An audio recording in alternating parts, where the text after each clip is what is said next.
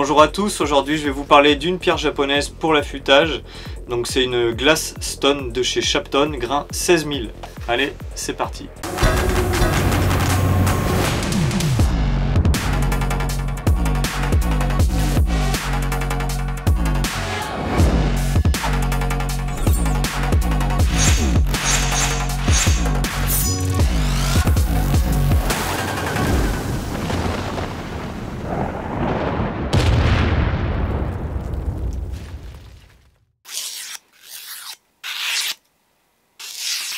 Donc voilà l'emballage, donc Shapton, Glass Stone.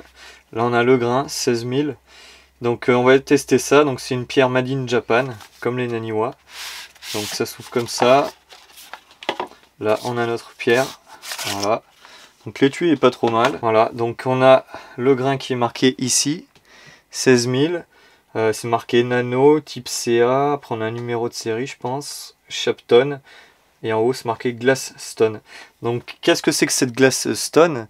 En fait c'est une pierre qui est collée sur du verre trempé. Donc le verre trempé fait 5 mm d'épaisseur et la pierre aussi fait 5 mm d'épaisseur. Donc on n'est pas du tout sur la même gamme par exemple qu'une Naniwa professionnelle qui est beaucoup plus épaisse, qui elle fait 2 cm, ou qu'une Naniwa Advance qui elle fait 1 cm sans verre trempé. Voilà, donc on a plus de matière sur celle-là aussi. Donc on va tester ça. Donc ce que je vais faire, c'est que je vais d'abord vous expliquer à quoi ça peut servir un grain 16 000, parce que c'est vrai que c'est un peu what the fuck, on pourrait dire dans le domaine.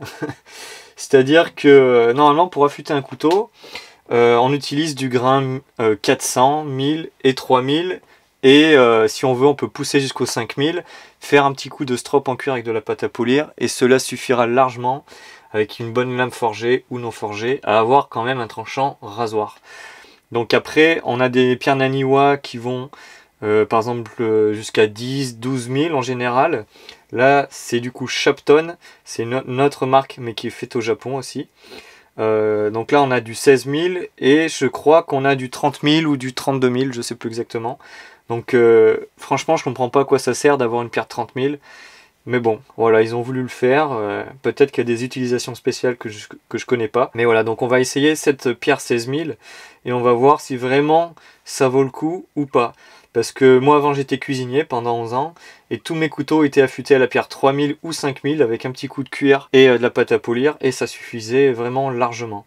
Donc faut penser que le 16 000, si on part trop loin dans le polissage, ça sert un peu à rien parce que si on affine trop le tranchant, il devient cassant, il devient fragile. Donc c'est une histoire de géométrie de tranchant, géométrie de démouture qui va faire si le couteau est vraiment efficace ou pas.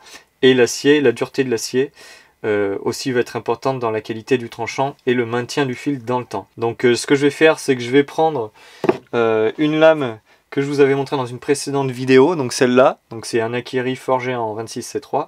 Dans la dernière vidéo, je vous avais montré comment on fait pour polir avec une pierre 220, c'était un test. Donc là, je vais reprendre cette même lame-là, et je vais affûter, donc je vais faire avec un grain 1000, 3000, 5000, 10 000, 12 000 Naniwa. Donc je vous passe ça pour pas vous emmerder trop longtemps. Et on se reprend direct quand j'affûte avec la 16 000. Et après je ferai un test avec les poils du bras et une feuille de papier. Et on verra si vraiment ça vaut le coup et le résultat. Allez, c'est parti. Je mets un petit coup d'eau.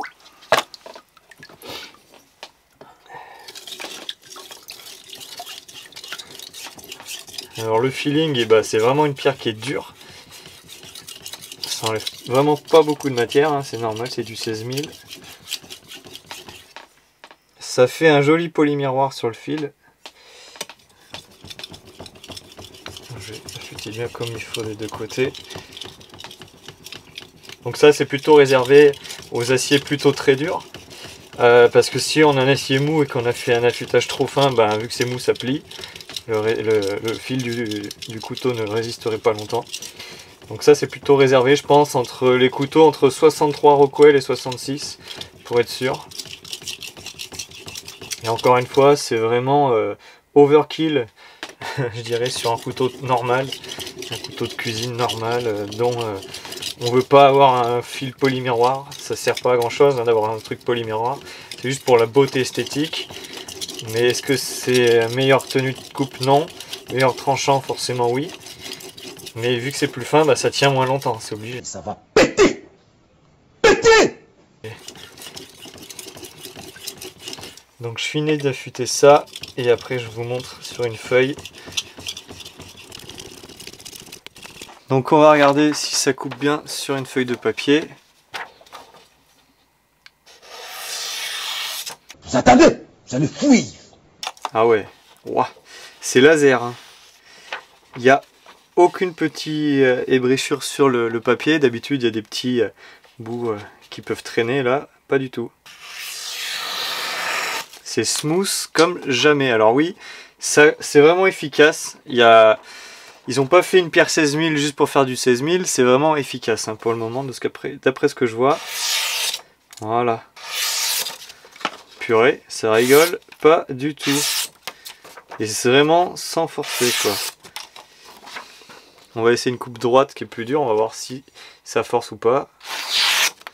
Alors là, c'est incroyable. Même si je vais doucement. Des fois, ça peut accrocher un peu le papier si on va doucement. Là, pas du tout. Donc, super. Voilà, ça coupe vraiment super bien. Là, on a vraiment un vrai rasoir, quoi. Sans doute. Voilà. Donc, c'est incroyable. Donc, on a le fil qui est polymiroir. Là, je l'ai vraiment fait un peu vite. Alors, je sais pas si... Mince, voilà. Si on verra grand chose, mais voilà, le fil est polymiroir là, on voit rien. Donc je vous décris parce que j'arrive pas à filmer comme il faut. Donc le fil là il est polymiroir, quasiment parfaitement miroir. Voilà, faudrait y passer peut-être un peu plus de temps pour vraiment le faire nickel. Et là je vais y passer un petit coup au cuir et on va regarder est-ce que ça mord vraiment dans une feuille qui est juste enroulée et posée sur le plateau du backstand. Voir si ça mord comme il faut. Et là ça pourrait valoir vraiment le coup d'acheter une pierre 16 000 juste pour s'amuser à faire ça ou pour avoir un tranchant incroyable. Donc là j'ai juste enroulé la feuille, j'ai mis un bout de scotch en haut, un bout de scotch en bas. Il est juste posé sur le backstand, donc on voit que par exemple si on touche et que ça coupe pas, que ça mord pas assez, bah, la feuille tombe direct. Donc là c'est vraiment un test ultime on va dire pour les couteaux. Donc voilà, donc je rappelle que j'ai affûté avec la Shapton grain 16 000. Que c'est un Akiri que j'ai forgé donc en 26 C3, on est aux alentours des 66 Rockwell, donc très dur comme acier. Et on va voir si on peut mordre dans la feuille et la couper sans être obligé de la tenir. Voilà, ça c'est vraiment le test ultime. Donc on va essayer, c'est parti.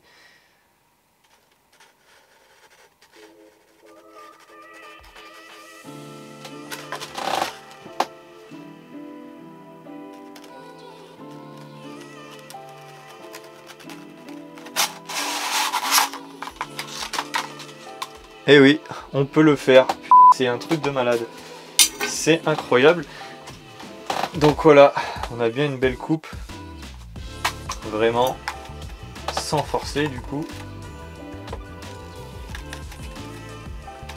Je vais essayer de la mettre dans l'autre sens.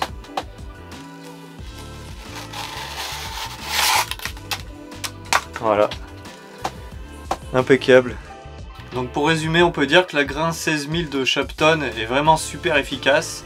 C'est pas 16 000 pour rien, ça coupe vraiment rasoir. Je voulais faire le test sur les poils du bras, mais il n'y a même pas besoin parce qu'avec la feuille qui est posée sur le backstand, on voit que c'est déjà super efficace. Et en général, si ça arrive à faire ça, ça arrive à couper les poils du bras sans aucun souci. J'ai essayé en off, comme ça marche super bien.